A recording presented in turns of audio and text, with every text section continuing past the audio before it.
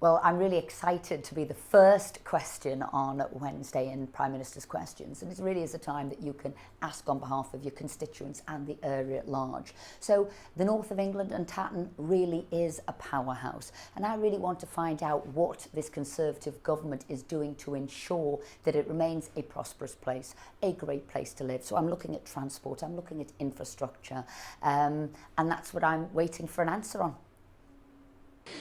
Can the Prime Minister reaffirm her government's commitment to the Northern Powerhouse?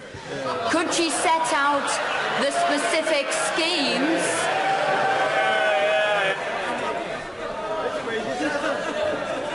The Honourable Lady has never been silenced, and as far as I'm concerned, she never will be. Esther McVey. Thank you, Mr. Speaker. The importance of the North will be heard.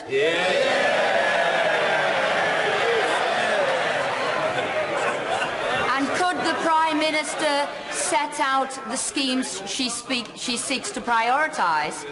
And would she agree with me that the only Norths that are in tune with the Leader of the Opposition's political correctness and Marxism is Islington North and North Korea?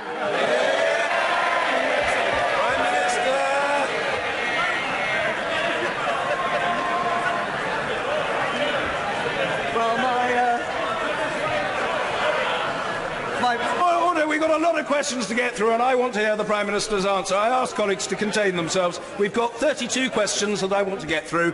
Prime Minister. Thank you, Mr. Speaker. My right honourable friend referred to the voice of the North being heard, and it has indeed been heard by the Conservatives in government.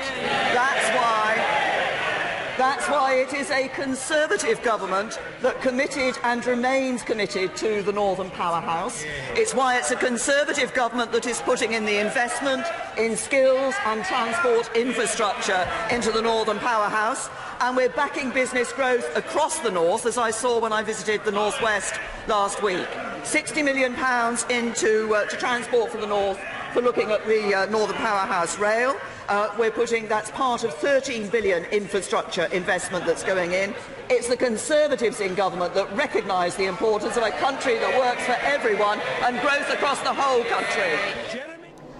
Well, if you get a chance to have a question in Prime Minister's Questions, it really is important because the eyes of the news are there, the eyes of the population are looking at that answer.